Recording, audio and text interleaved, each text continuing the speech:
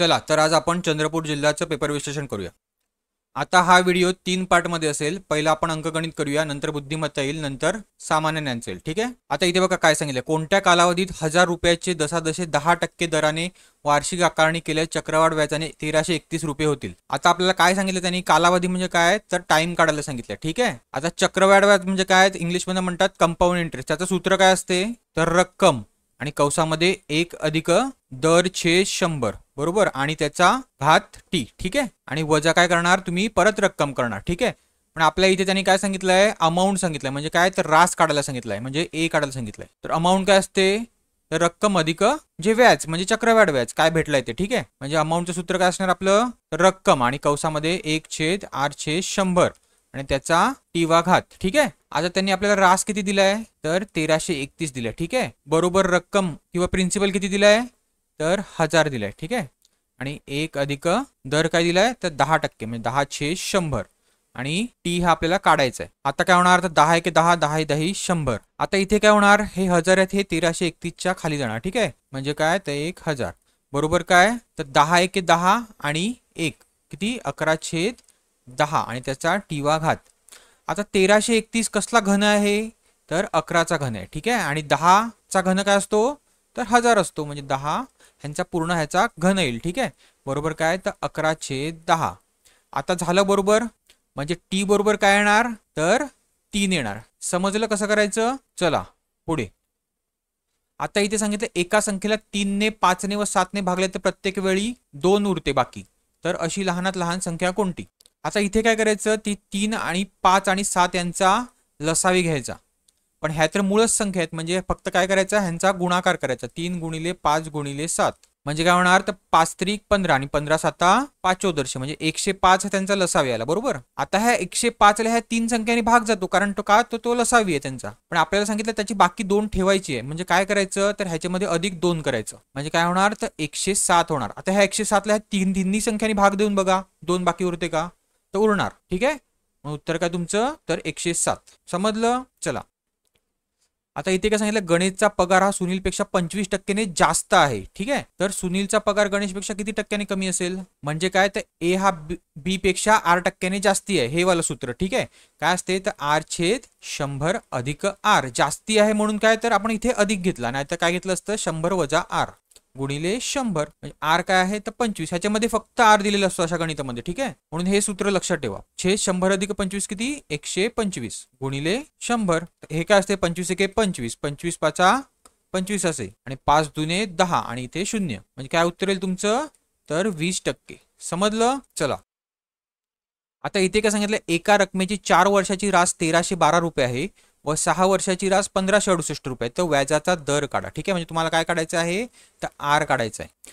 तर बघा एक सूत्र लक्षात ठेवा रक्कमचं। ठीक आहे, म्हणजे पीचं। ठीक आहे, रक्कम प्रिन्सिपल। ठीक आहे, तर काय असते तर अमाऊंट किंवा रास छेद 100 अधिक दर गुणिले काळ, म्हणजे रेट ऑफ इंटरेस्ट गुणिले टाइम। ठीक आहे, आणि गुणिले 100, हे सूत्र तुम्ही व्यवस्थित लक्षात ठेवा। ठीक आहे, ते तुम्ही मुदक छेद 100 वाला तर ठेवाच, पण हे पण ठेवा। ठीक आहे, आता गणिताची लेवल थोडीशी कठीण येत चालली। ठीक आहे, आता आपल्याला रक्कम काय, रक्कम तर सेमच राहणार आहे। ठीक आहे, फक्त त्यांनी रास वेगवेगळे दिले, रास इकडे पहिल्यांदा ही होते आणि नंतर रास किती होते तर ही होते, आणि टाइम वेगवेगळं दिलं। ठीक आहे, म्हणजे आपण काय करूया तर a/100 अधिक RT गुणिले 100 बरोबर हा A1 घेऊया आणि हा A2 घेऊया। ठीक आहे, छेद 100 अधिक RT2 हा पण T1 येईल। ठीक आहे, आता A1 काय आहे तर 1312 आहे। ठीक आहे, छेद काय तर 100 अधिक टी काय दिलाय तर 4 दिलाय, म्हणजे किती होणार तर 4R बरोबर, हा इथे एक 100 असणार आहे ना, म्हणजे हे दोन जाणार आहेत। ठीक आहे, A2 किती असणार आहे तर 1568 दिलाय। ठीक आहे,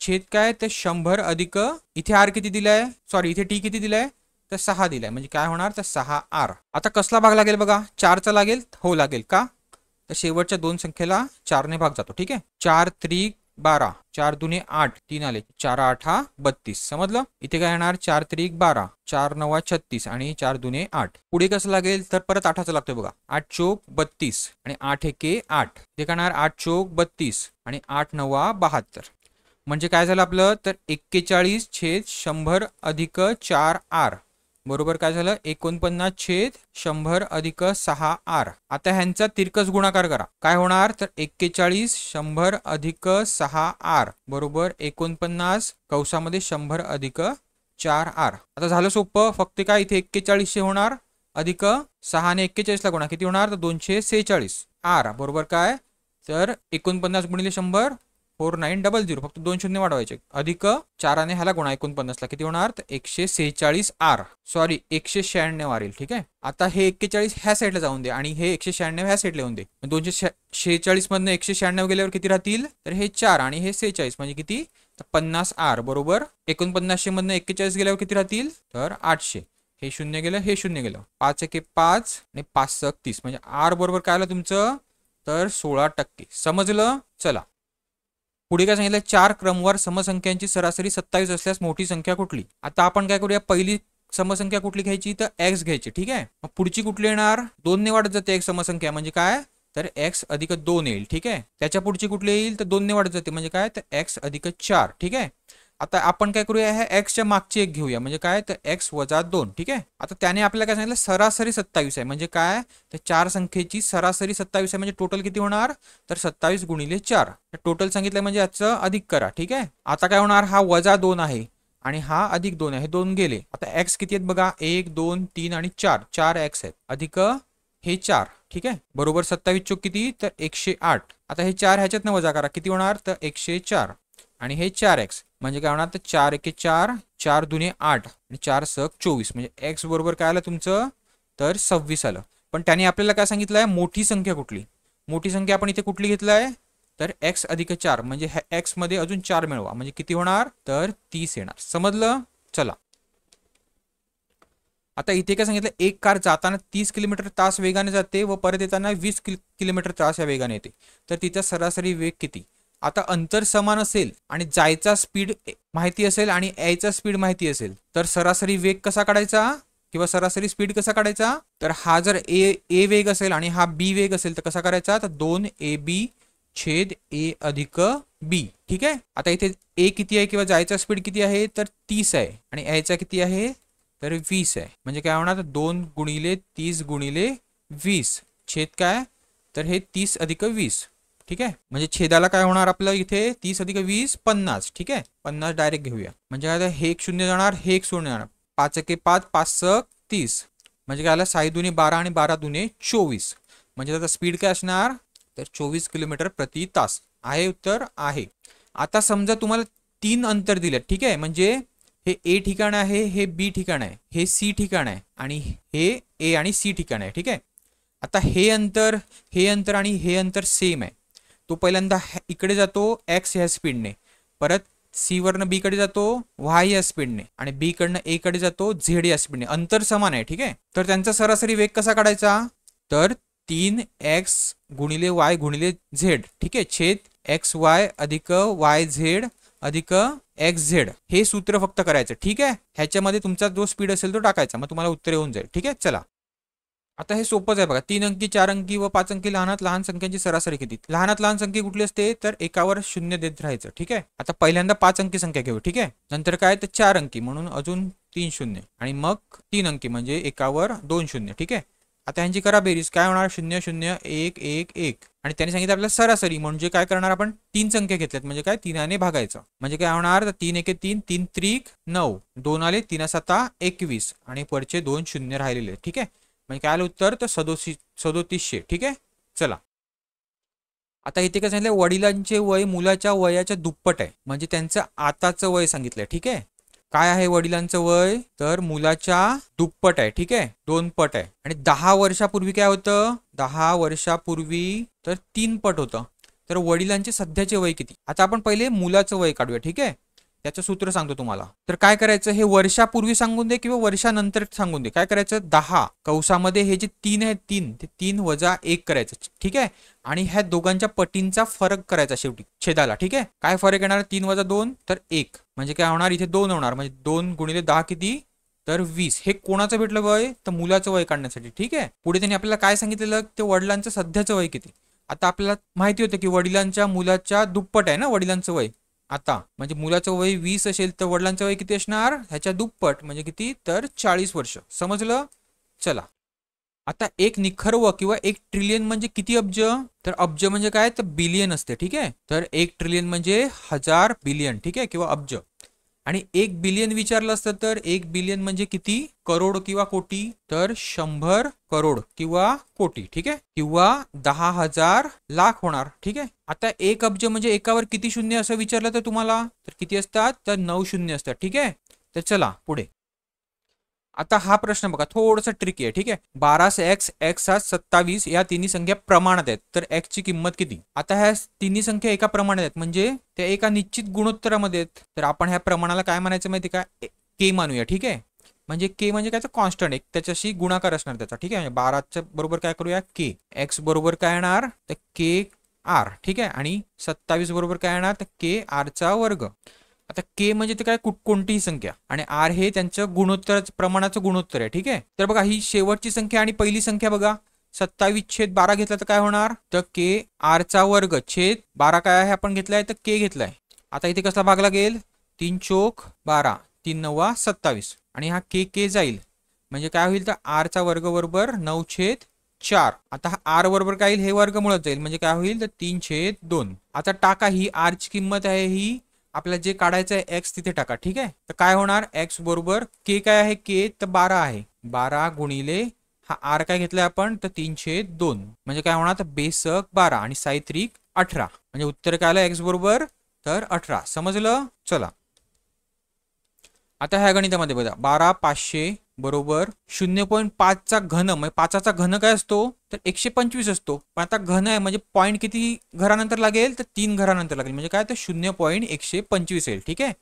गुणिले 10चा झेडवा घात. ठीक आहे. आपल्याला झेडचीच किंमत काढायची आहे. आता इथे काय होईल 3 घरानंतर आहे म्हणजे छेदाला काय जाणार 125च्या तर 1000 जाईल. ठीक आहे. म्हणजे आपण इथे छेद 1000 करूया. ठीक आहे.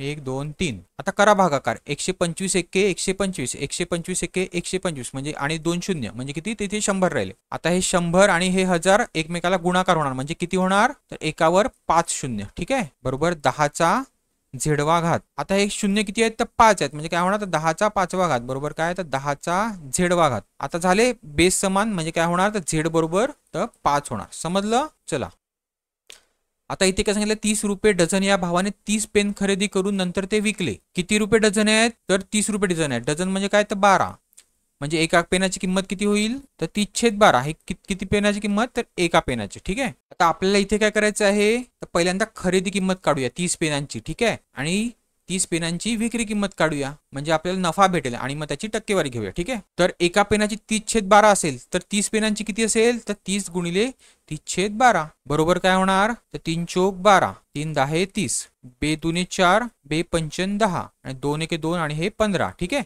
15/5 75 म्हणजे 30 पेनांची किंमत काय असणार खरेदी किंमत तर 75 असणार. ठीक आहे. आता विक्री किंमत किती आहे तर 3 रुपयाला 1 पेन म्हणजे 30 पेन कितीला तर 30 गुणिले 3 बरोबर किती तर 90 रुपयाला सर्व पेन. ठीक आहे. आता विक्री किंमत खरेदी किंमत भेटली. आता वजा करा विक्री मधनं खरेदी किंमत तर तुम्हाला नफा भेटेल. ठीक आहे. 90 वजा 75 किती तर 15 हा नफा झाला. ठीक आहे. आता नफ्याची टक्केवारी काढूया. टक्केवारी कशावर घेतात तर खरेदी किमतीवर घेतात म्हणजे छेद 75 गुणिले 100 म्हणजे काय होणार तर 15/5 75 आणि 5 1 5 5 2 10 आणि हे 20 म्हणजे किती आले तर 20% होणार. ठीक आहे. समजलं आहे उत्तर आहे. चला आता इथे काय सांगितलं 2 फासे एकाच वेळी टाकले असतात त्याच्या वरच्या पृष्ठभागावर येणाऱ्या अंकांची बेरीज 13 असण्याची संभाव्यता किती आहे म्हणजे प्रोबॅबिलिटी किती. आता तुम्ही फासे बघितले असतील किंवा डाईस म्हणतात त्याला इंग्लिश मधनं जे आपण सापशिडी खेळताना वापरतो. तर 2 आपण टाकले तर 13 किती येणार 13 बेरीज होणार का तर नाही होणार. का तर जास्तीत जास्त संख्या किती असते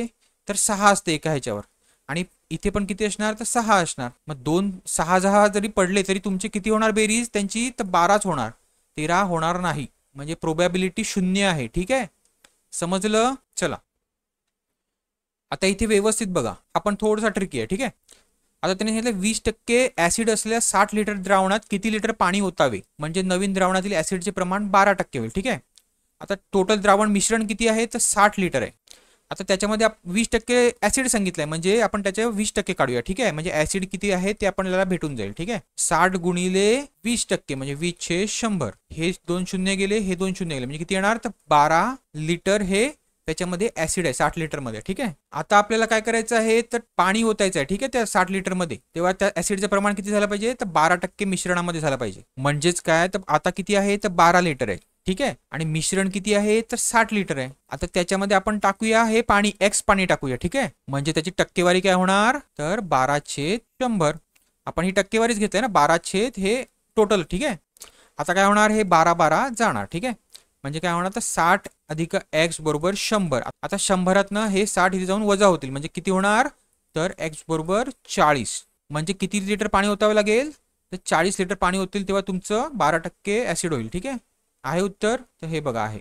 चला, आता इथे काय झालं, दोन संख्यांचे गुणोत्तर 3/4 आहे आणि त्यांच्या वर्गाची बेरीज 1225 आहे. तर त्या संख्या कुठल्या, आता त्या संख्या आपण 3x घेऊया एक आणि एक 4x घेऊया. ठीक आहे, आपल्याला सांगितलं त्यांच्या वर्गाची बेरीज म्हणजे काय, ते 3x वर्ग अधिक 4x वर्ग बरोबर 1225. ठीक आहे, इथे काय होणार, तर 9x वर्ग अधिक 16x वर्ग बरोबर 1225. 9 आणि 16 किती, तर 25x वर्ग बरोबर 1225. आता हे 25 ह्याच्या खाली जातील. ठीक आहे, x वर्ग बरोबर 1225/25. आता इथे x वर्ग आहे, म्हणजे इथे पुढे काय होणार, तो वर्ग निघाल्यानंतर तर हे वर्गमुळात येणार. ठीक आहे, आता 1225 कसला वर्ग आहे, तर करून बघा, 35चा वर्ग आहे. ठीक आहे, छेद 25 कसला आहे, तर 5चा आहे, म्हणजे x बरोबर काय ना, तर 5×7 35. ठीक आहे, समजलं. चला, आता इथे काय सांगितलं, एक खुर्ची व टेबल यांच्या किमतींचे गुणोत्तर 5/7 आहे. कसलं, तर खुर्ची आणि टेबल काय आहे, तर 5/7 आहे. एका खुर्चीची किंमत 225 रुपये असल्यास 3 टेबलाची किंमत काढायला सांगितलं. ठीक आहे, खुर्चीची किंमत किती सांगितली त्यांनी आपल्याला, 225 रुपये. म्हणजे कितीने वाढवली, तर 45ने वाढवली ना. 5ने 225ला भाग द्या, म्हणजे किती येणार, तर 45. आता ही पण 7 आपल्याला गुणोत्तर येतात, म्हणजे ही पण 45ने वाढवावं लागेल, म्हणजे गुणिले 45 करा, म्हणजे काय होणार, तर 7×5 35 आणि हे 3, 7×4 28, 29, 30, 31, म्हणजे काय आलं उत्तर तुमचं, तर 315. पण ही काय झाली 315, तर एका टेबलाची किंमत.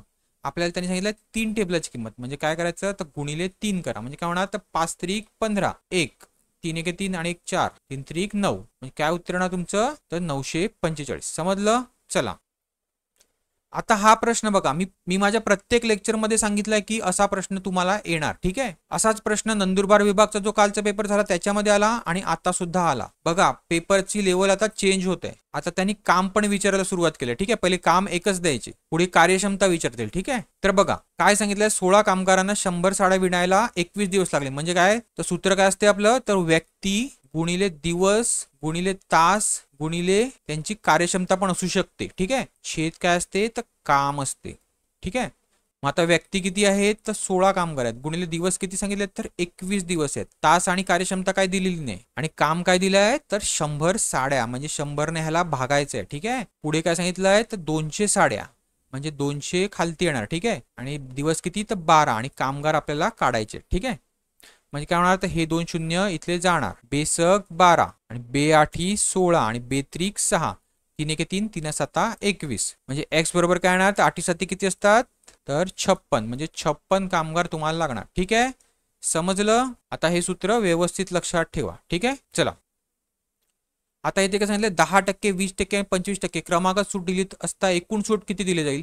आता हे कशाने करायचं, तर टक्केवारी बदलने करायचं. ठीक आहे, म्हणजे काय करायचं, तर पहिले 2 संख्या घ्या. ठीक आहे, आता सूट म्हणजे काय, तर कमी करतोय. ठीक आहे, म्हणजे काय, तर -10 येणार, -20, 20 पण आपण सूट देतोय, आणि त्यांचा दोघांचा गुणाकारचं हे काय येणार चिन्ह बाहेर, तर अधिक येणार का, वजा वजा अधिक, आणि 10 गुणिले 20, छेद काय असते, तर 100 असते, म्हणजे हे 2 शून्य जाणार, हे 2 शून्य जाणार. ठीक आहे, म्हणजे किती आले, तर -20 - 10, तर -30, आणि अधिक हे 2×1=2, म्हणजे 2, म्हणजे काय आलं तुमचं उत्तर, तर -28. ठीक आहे, -28 म्हणजे ती सूट देतोय. ठीक आहे, आता हे टक्के झाले. ठीक आहे, 28%, आणि पुढचे टक्के किती आहेत, तर 25% बाकी आहेत.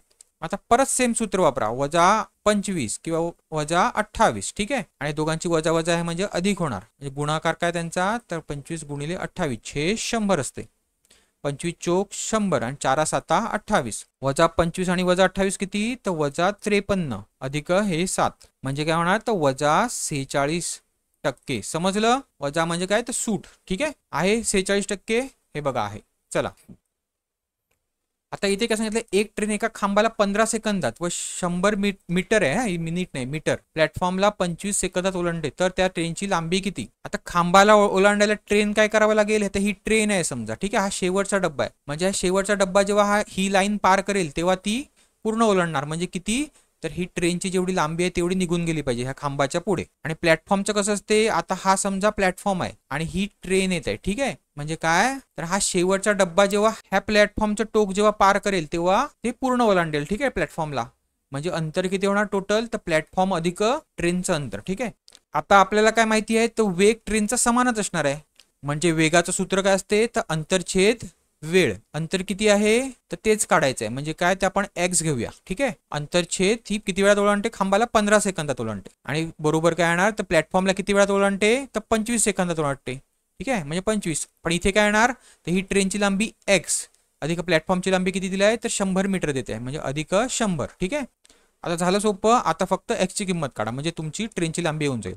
5 त्रिक 15 ना 5 5 25. म्हणजे इथे काय होणार, तर 5x आणि इथे काय होणार, तिरकस गुणाकार केल्यावर तर 3x अधिक 300. ठीक आहे, 5x वजा 3x 2x बरोबर काय, तर 300. आणि x बरोबर काय, तर 150 मीटर. ठीक आहे, म्हणजे 150 मीटर ही तुमची ट्रेनची लांबी असेल. समजलं? चला आता इथे काय सांगितलंय, 6800 नफा ए बी सी यांना 5/4 4/60 प्रमाणात वाटल्यात. बी ला ए पेक्षा किती रुपये कमी मिळाले. आता बी ला किती मिळाले ते आपण पहिल्यांदा काढूया. ठीक आहे, हा कोण आहे ए, हा कोण आहे बी आणि हा कोण आहे सी. तर बी काय आहे, 4 आणि ह्यांचा परत बेरीज करा छेदाला. ठीक आहे, 8 न 4 12, 12 न 5 17 आणि वाटायचं किती आहे, तर 6800. 6800 करा. आता 17 एके 17, 17 चोक 68 आणि हे 2 शून्य म्हणजे काय होणार, तर 4 चोक 16, हे 2 शून्य. ठीक आहे, म्हणजे बी ला किती भेटतं त्याच्यामधले, तर 1600 रुपये भेटतात. आणि आपल्याला ए चं पण काढायचं आहे. ए चं बरोबर काय करायचं, तर ए किती आहे, तर 5 आहे. छेद काय, तर 17 सेम येणार. ठीक आहे, त्यांची बेरीज हे 6800 रुपये आपल्याला वाटायचे. ठीक आहे, म्हणजे बरोबर काय येणार, तर 17 हे 400 सेम येणार मग अशी सारखंच. ठीक आहे, 5 चोक 20 म्हणजे किती होणार, तर 2000. ठीक आहे, आता त्यांचा आपल्याला फरक काढायचा का, तर बी ला ए पेक्षा किती रुपये कमी मिळाले विचारलाय. म्हणजे फरक किती आहे, तर 400 रुपये आहे. समजलं? चला आता आपण बुद्धिमत्तेवरचे बघूया. ठीक आहे, आता हा प्रश्न बघा थोडंसं ट्रिक आहे. त्यांनी काय सांगितलं, खालील आकृतीत एका घनाच्या 3 वेगवेगळ्या स्थिती दाखवल्यात. एक हा अंक असणाऱ्या पृष्ठाच्या विरुद्ध पृष्ठावर कोणता अंक असेल हे विचारलंय. ठीक आहे, म्हणजे एकाच्या विरुद्ध दिशेला कुठला आहे. ठीक आहे, आता काय करायचं, ह्या तिन्ही आकृत्या बघायच्या, त्याच्यामधला कॉमन अंक कुठला आहे, तर 3 बघा सगळ्या ठिकाणी आहे, तिन्ही ठिकाणी आहे. ठीक आहे, मग काय करायचं, एक चौकोन आखायचा. ठीक आहे, एक बाजू ठेवायची. ठीक आहे, त्याची घनाची, आणि त्याच्यावर 3 आकडा लिहायचा.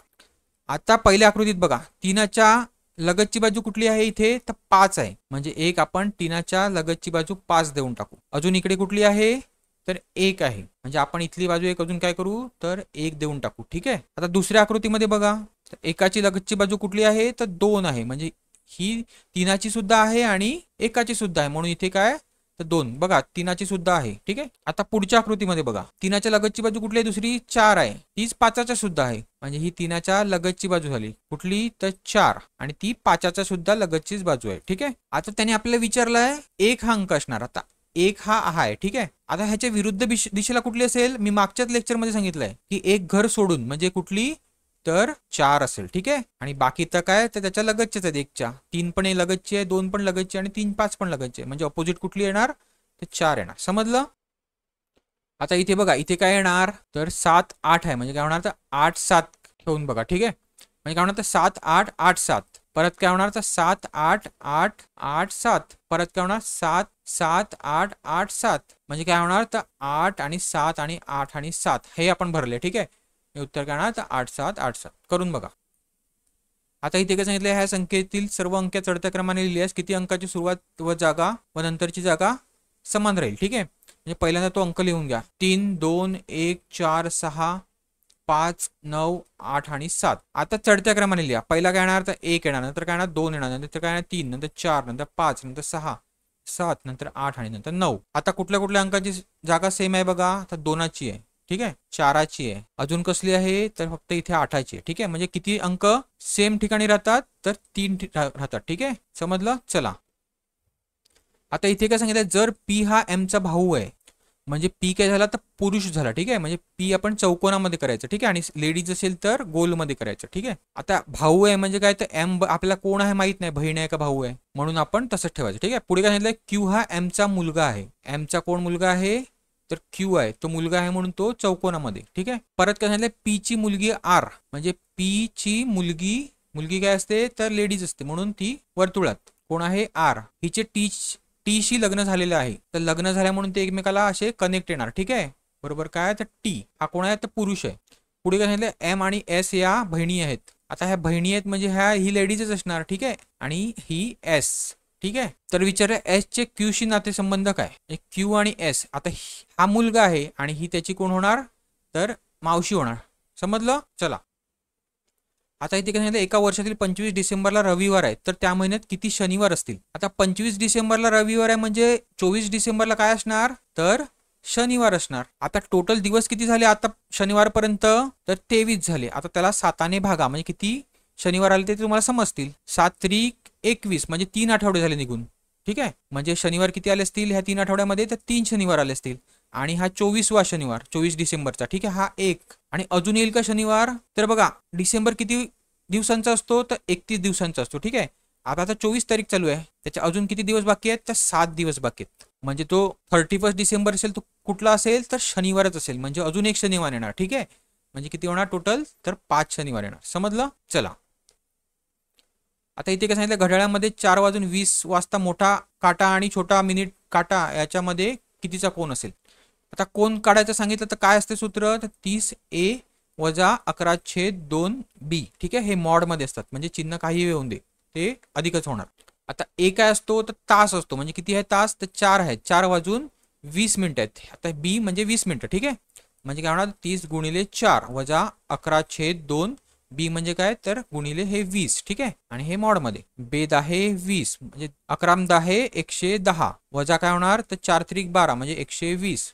120 वजा 110 किती येणार तर 10 येणार. म्हणजे त्यांच्यामध्ये कोण कितीचा आहे तर 10 डिग्रीचा आहे, समजलं. चला आता इथे बघा काय केलं त्यांनी तर 3 सभोवतालच्या लहान लहान संख्येत म्हणजे काय केलं असणार, एक तर गुणाकार असेल किंवा वर्गाची बेरीज असेल किंवा घनाची बेरीज असेल. वर्गाची करून बघूया पहिल्यांदा. 2चा वर्ग हे 4 होतात, 5चा वर्ग 25 आणि 3चा 9. 25 अधिक 9 किती 34 आणि अधिक 4 म्हणजे किती 38, म्हणजे हे बरोबर आहे, ठीक आहे. आता हे तुम्हाला करायचं असेल तर करा, पुढे बघूया आपण. ह्याचा वर्ग काय तर 16, ह्याचा काय तर 36 आणि ह्याचा काय तर 4. 36 अधिक 16 किती तर 52 आणि 52 अधिक 4 किती तर 56 आहे तर आहे. चला आता इथे काय सांगितलं, शरदचे घड्याळ दर तासाला 5 सेकंद पुढे जाते, म्हणजे एका तासाला किती जाते तर 5 सेकंद जाते. पुढे सांगितलं सकाळी त्याने सकाळी 10 वाजता घड्याळ बरोबर लावले तर दुसऱ्या दिवशी सकाळी 10 वाजता ती किती वेळ दाखवेल. म्हणजे टोटल तास किती झाले सकाळी 10 ते दुसऱ्या दिवशी सकाळी 10 तर 24 तास झाले. आता एका तासात 5 सेकंद जाते, 24 तासात किती जाणार तर 24 गुणिले 5 म्हणजेच काय तर 24×5 आहे म्हणजे 120 सेकंद जाणार, ठीक आहे. आता त्याला मिनिटामध्ये करा, छेद 60 करा म्हणजे काय 60 एके 60, 60 दुने 120 म्हणजे 2 मिनिटं ते पुढची वेळ दाखवेल, ठीक आहे. म्हणजे काय तर 10च्या पुढे 2 मिनिटं म्हणजे 10 वाजून 2 मिनिटं दाखवेल, ठीक आहे. चला आता इथे काय झालं, ABCD यांच्यामध्ये विशिष्ट रक्कम अशा पद्धतीने वाढली जाते की ए ला बी पेक्षा 1 ने कमी, म्हणजे ए काय झाला तर लहान झाला बी पेक्षा, ठीक आहे. पुढे सांगितलं सी ला डी पेक्षा 5 ने जास्त, म्हणजे सी काय झाला तर डी पेक्षा मोठा झाला. आणि पुढे काय झालं डी ला बी पेक्षा 3 ने जास्त, म्हणजे डी काय झाला तर बी पेक्षा मोठा झाला. तर सांगितलं सर्वात कमी रक्कम कोणाला भेटेल. आता इथे लिंक होते का बघा, डी आणि डी होते का, आपण एका साईडचं चिन्ह घेतलंय, ठीक आहे. म्हणजे काय होणार तर सी डी आणि हा बी. पुढे बी चं काय आहे तर बी ची लिंक लावा इथे, ठीक आहे. इथे काय होणार सी डी हा बी आणि हा ए, म्हणजे सर्वात कमी कोणाला भेटते तर ए ला भेटते, समजलं. चला आता इथे बघा, इथे काय तर कमी कमी फरकाने ती वाढत वाढत चालला, ठीक आहे. म्हणजे काय असणार तर वजाबाकी किंवा बेरीज. त्यांचा फरक काय आहे तर 8 आहे, ह्यांचा किती आहे तर 9 आहे. ह्या दोघांमध्ये किती आहे तर 9च आहे. खरं आता 10 असायला पाहिजे. ह्या दोघांमध्ये किती आहे बघा मग तर 12च आहे. म्हणजे इथे कितीचा असणार तर 11चा असणार. पण आपण ही कधी होणार तर 39 ही संख्या घेतल्यावर तो 11चा होणार, ठीक आहे. म्हणजे 39 संख्या 38च्या बदली घेतली तर काय होणार तर 29 आणि हे किती होणार तर 10चा फरक होणार. आणि 39 आणि 50 मध्ये किती तर 11चा होणार. 50 आणि 62 मध्ये किती तर 12चा होणार, समजलं. म्हणजे उत्तर कुठलं चुकीचं आहे तुमचं, हा 38 हा नंबर चुकीचा आहे, ठीक आहे. चला आता इथे सांगितलं अ शहरापासून ब शहराला जाण्यासाठी बसचे 4 मार्ग आहेत. ब शहरापासून क शहराला जाण्यासाठी बसचे 6 मार्ग आहेत. तर अ शहरापासून क शहराला जाण्यासाठी किती मार्ग आहेत? आता हे एका प्रमाणामध्ये आहेत. ठीक आहे, इथे 4 आहे, इथे किती आहे? 6 आहेत. तर पुढची संख्या कुठली असणार? तर 8 असणार. समजलं? सोपंच आहे. चला आता ह्या त्रिकोणामध्ये बघा, ह्याच्यामध्ये काय विचारलं आपल्या? त्रिकोणाची संख्या. ठीक आहे, आता एक नेहमी लक्षात ठेवा, जर असा त्रिकोण असेल, ठीक आहे, त्याचे 2 भाग केले असतील तर काय असते बेरीज? किती त्रिकोण असतात? तर 1 आणि हे 2 म्हणजे काय? तर 1 अधिक 2 म्हणजे टोटल 3 त्रिकोण असतात. ठीक आहे, पण जर तू असा आडवा अजून एक भाग केला म्हणजे हे 2 भाग झाले बरोबर उभे, मग काय करायचं? ह्याला अजून 2ने गुणायचं म्हणजे किती? 3 गुणिले 2 बरोबर किती? तर 6 असतात. आता बघा असाच दिसतो का हा त्रिकोण? असाच दिसतो का? बघा असाच आहे ना, म्हणजे काय? तर इथे 6 असणार आणि हा पण तसाच आहे, इथे पण 6 असणार, हा पण तसाच आहे, इथे पण 6 असणार आणि इथे पण 6 असणार, म्हणजे 6 चोक 24 त्रिकोण आपल्याला भेटले. आता पुढे बघा. ठीक आहे, आता जे लपलेले आहेत ते आपल्याला शोधायचे. ठीक आहे, आता हा बघा, हा पूर्ण मोठा हा एक त्रिकोण आहे तर आहे, हा आहे असा तर आहे, म्हणजे हे 2 झाले. ठीक आहे, अधिक 2. आता पुढे अजून बघा. ठीक आहे, ते घेतले म्हणजे आपल्याला हा पण घ्यावा लागणार, हे आणि हे. ठीक आहे, हे अजून 2 झाले. समजलं? आता पुढे बघा, हा असा एक होणार, हा एक असा होणार. ठीक आहे, आणि परत हा असा होणार एक आणि एक असा होणार. ठीक आहे, म्हणजे हे किती झाले? परत तर 4 झाले. ठीक आहे, आता करा बेरीज, किती झाले टोटल? तर 24 ने 4 28 आणि 4 32 झाले. समजलं? चला आता इथे काय झालं? 20 डेसिलिटर पाणी म्हणजे किती मिलीलिटर पाणी? तर 1 डेसिलिटर म्हणजे किती असते? तर 0.1 लिटर. ठीक आहे, म्हणजे 10 डेसिलिटर म्हणजे किती? तर 1 लिटर. म्हणजे 20 डेसिलिटर म्हणजे किती येईल? तर 2 लिटर येईल. समजलं?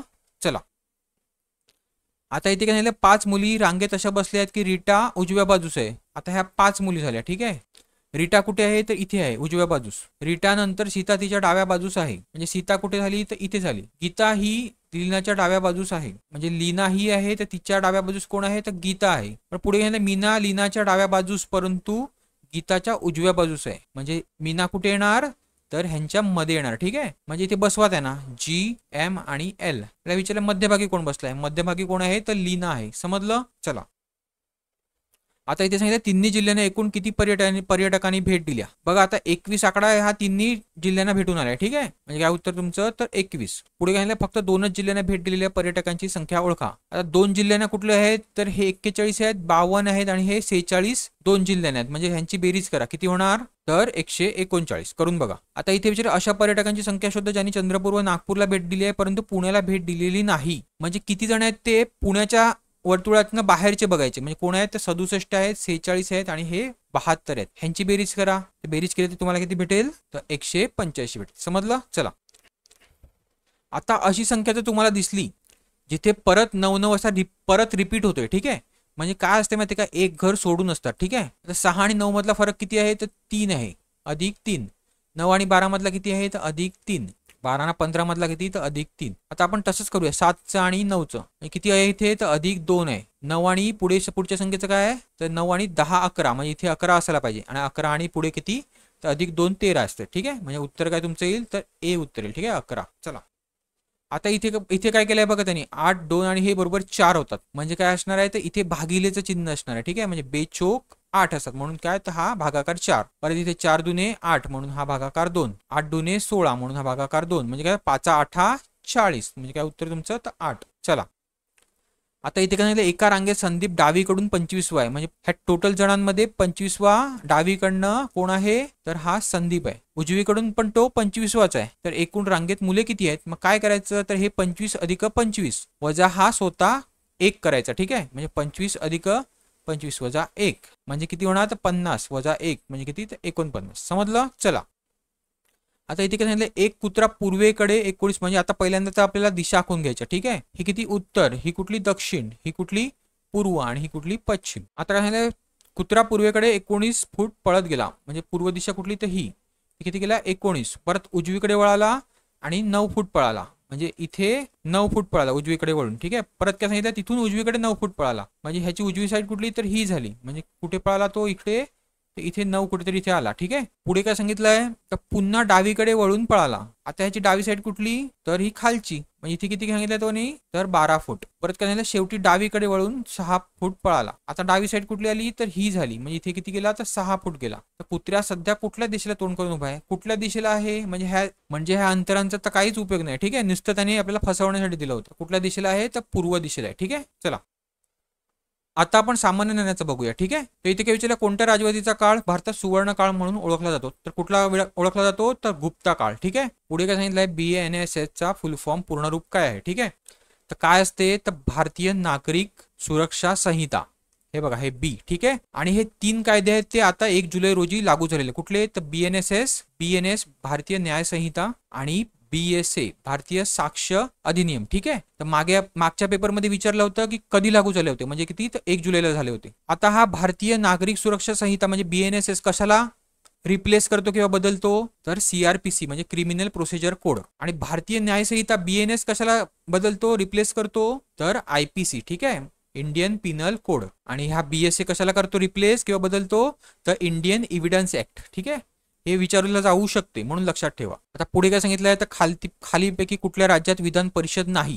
आता कुठल्या राज्यात आहे ते मी तुम्हाला सांगतो. ठीक आहे. तर आंध्र प्रदेशमध्ये आहे, तेलंगणामध्ये आहे, कर्नाटकामध्ये आहे, महाराष्ट्रामध्ये आहे, बिहारमध्ये आहे आणि UP मध्ये आहे. ठीक आहे. म्हणजे आता कुठल्या येथे नसणाऱ्या ऑप्शन मधला तर मध्य प्रदेशमध्ये नाही मिळत. ठीक आहे. हे लक्षात ठेवा, विचारलं जाते. पुढे काय झालं मधुमेह कुठल्या हार्मोनच्या कमतरतेमुळे होतो, तर मधुमेह झाल्यावर म्हणजे डायबिटीज झाल्यावर काय देतात तर इन्सुलिन देतात. माहितीये तुम्हाला, म्हणजे काय होते शरीरामध्ये तर इन्सुलिनची कमी होते. इन्सुलिन काय करते तर जे एक्स्ट्रा ग्लुकोज असते शरीराला त्याला स्टोअर करते. ठीक आहे. पण जर इन्सुलिनच तयार झाला नाही तर काय होणार तर ग्लुकोजचं प्रमाण आपल्यामध्ये वाढणार, म्हणजे साखरेचं प्रमाण शरीरात वाढणार. आणि मग आपल्याला काय करावं लागतं ते कमी करण्यासाठी तर बाहेरनं इन्सुलिन घ्यावं लागतं. ठीक आहे. समजलं. चला आता हे बघा हे सोपंच आहे. कोल्हापूरचं काय असते तर चप्पल असतात कोल्हापुरी. सोलापूरची काय असते तर सोलापुरी चादर असते. पुण्याचं काय असते तर पगडी असते. आणि सांगलीचं काय असते तर हळद असते. समजलं. चला आता इथे सांगितलं भारतीय संविधानानुसार संसदेत खालीपैकी कुठल्या कुठल्या घटकाचा समावेश होतो.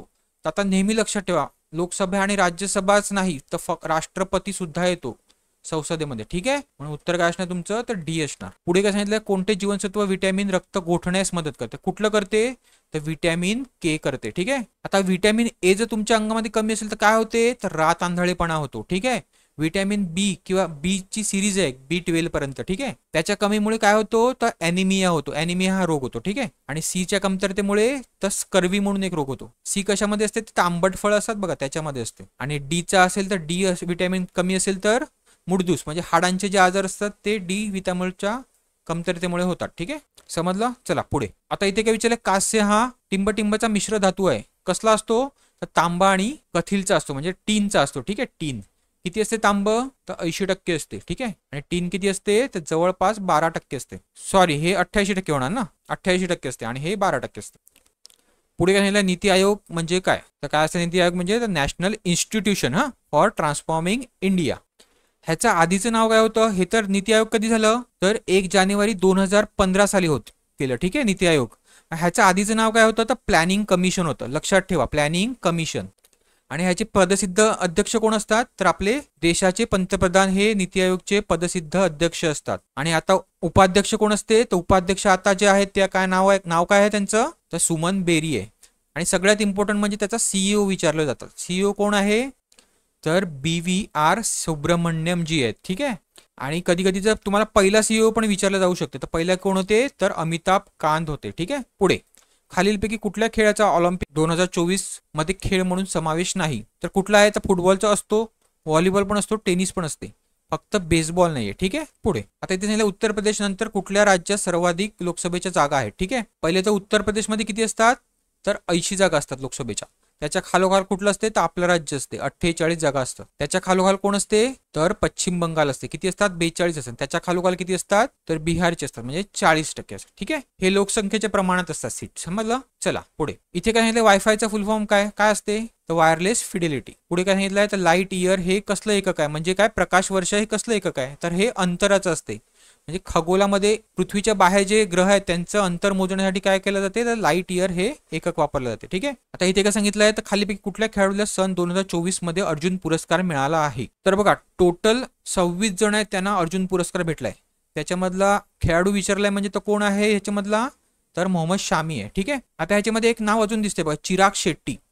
चिराग शेट्टी आणि सात्विक रंकरेड्डी हे जे टेनिस प्लेयर आहेत, सॉरी टेनिस नाही बॅडमिंटन प्लेयर आहेत, ह्यांना काय भेटलाय, तर ह्यांना ह्या वर्षीचा खेलरत्न भेटलाय. समजलं, हे इम्पॉर्टंट आहे खूप. खेलरत्न कोणाला भेटलाय, तर चिराग शेट्टी आणि सात्विक रंकरेड्डी. पुढे, महाराष्ट्र राज्याचे सध्याचे पोलीस महासंचालक कोण आहेत, ह्या पहिल्या पोलीस महासंचालक आहेत. ठीक आहे, ज्या लेडीज आहेत. समजलं. आणि पहिल्या महाराष्ट्र राज्याच्या सचिव महिला कोण झाल्या आहेत, तर सुजाता सौनिक जी आहेत. ठीक आहे. चला पुढे. आता इथे काय, भारताने मूलभूत कर्तव्याची म्हणजे फंडामेंटल ड्युटीज संकल्पना कोणाच्या संविधानातून घेतली आहे, तर USSRच्या आहे. ठीक आहे. USSR म्हणजे आताचा कोण, तर रशिया. आणि फंडामेंटल राईट्स म्हणजे मूलभूत हक्क कोणाकडनं घेतले आहेत, तर अमेरिकेकडनं घेतले, म्हणजे काय, तर USA कडनं. ठीक आहे. आणि UK म्हणजे इंग्लंडकडनं काय घेतलंय आपण, UK कडनं, तर कायद्याचं राज्य आणि पार्लमेंट कशी असावी ते घेतलंय. ठीक आहे. आणि जपानकडनं काय घेतलंय, तर कायदा लागू करण्याची पद्धत म्हणजे काय, तर प्रोसिजर एस्टॅब्लिश बाय लॉ. अजून एक लक्षात ठेवा, ऑस्ट्रेलियाकडनं काय घेतलंय, तर समवर्ती सूची. आणि दोन जे आपले संसदेचे पार्ट आहेत, लोकसभा आणि राज्यसभा, त्यांची जॉईंट सिटिंग जी होते ती आपण कोणाकडनं घेतलंय, ते ऑस्ट्रेलियाकडनं घेतलंय. आणि गव्हर्नरचं पद कोणाकडनं घेतलंय, गव्हर्नर असावा प्रत्येक राज्याला, हे कोणाकडनं घेतलंय, तर कॅनडाकडनं घेतलंय. समजलं. आणि राज्यसभेचे मेंबर विचारलं तर ते त्यांचं जे इलेक्शन असतं ते कोणाकडनं घेतलंय, तर साऊथ आफ्रिकेकडनं घेतलंय. ठीक आहे. आणि फ्रान्सकडनं काय घेतलंय, तर भारत एक गणराज्य आहे हे, आणि स्वतंत्रता, समता आणि बंधुता ही प्रिन्सिपल घेतल्यात. ठीक आहे. कोणाकडनं, तर फ्रान्सकडनं घेतल्यात. आता हे एवढं लक्षात ठेवा, विचारलं जाऊ शकते पुढे. ठीक आहे. पुढे काय झालं, CV रमन यांना नोबेल पारितोषिक कुठल्या क्षेत्रात मिळाले. आता कोणते सायंटिस्ट होते ते, तर भौतिक शास्त्रज्ञ होते. त्यांनी कशासाठी भेटलेलं त्यांना, तर त्यांनी कसला शोध लावलेला, तर स्कॅटरिंग ऑफ लाईट म्हणजे प्रकाशाचे विखुरणे जे असते ते त्याचा शोध लावलेला. ठीक आहे. आणि ह्यांचा जन्मदिवस जो आहे 28 फेब्रुवारी, तो आपण भारतामध्ये काय सेलिब्रेट केला जातो, तर नॅशनल सायन्स डे म्हणजे काय, तर विज्ञान दिवस. ठीक आहे. पुढे, खालीलपैकी कोणत्या व्यक्तीला महाराष्ट्र भूषण पुरस्कार मिळाला आहे, तर आत्ताच मिळाला आहे. ते कोण आहे, तर डॉक्टर प्रदीप महाजन. त्याच्या आधी कोणाला मिळाला होता, तर अशोक सराफजींना. आणि त्याच्या आधी कोणाला मिळाला होता, म्हणजे 2022ला कोणाला मिळाला होता, तर आप्पासाहेब धर्माधिकारीजींना. ठीक आहे. पुढे, खालीलपैकी कुठल्या जिल्ह्याची सीमा चंद्रपुराला लागून नाही. आता हा लोकल प्रश्न आहे, तर कुठल्या जिल्ह्याची, तर अमरावती हा थोडा लांब आहे. ठीक आहे. पुढे काय, तर चंद्रपूर आणि गडचिरोली जिल्ह्यांना कुठली नदी विभाजित करते, तर कुठली करते, तर वैनगंगा. हा पण लोकल प्रश्न आहे. ठीक आहे. पुढे काय, खालीलपैकी कुठली नदी ही पूर्वेकडून पश्चिमेकडे वाहते. पूर्वेकडे पश्चिमेकडे वाहणारी नदी कुठली आहे, तर तापी आहे, नर्मदा आहे. ठीक आहे. गंगा कुठनं वाहते, तर पश्चिमेकडनं पूर्वेकडे वाहते. गोदावरी पण काय करते, तर सेम पश्चिमेकडनं पूर्वेकडे. पुढे, खालीलपैकी कुठल्या राज्याची सीमा महाराष्ट्राला लागून नाही, तर आंध्र प्रदेशची सीमा ही महाराष्ट्राला लागून नाही. का, तर पहिले लागून होती, पण तेलंगणा झाल्यानंतर आता ती नाहीये. आता तेलंगणाची लागते. ठीक आहे. छत्तीसगड, गुजरातची लागते, मध्य प्रदेशची लागते, गोव्याची लागते. समजलं. चला, इतिहासात चंद्रपुराची वेगवेगळी नावे कुठली आहे, हा पण लोकल आहे. ह्याचं नाव काहीतरी चांदा होतं. ठीक आहे. पहिले.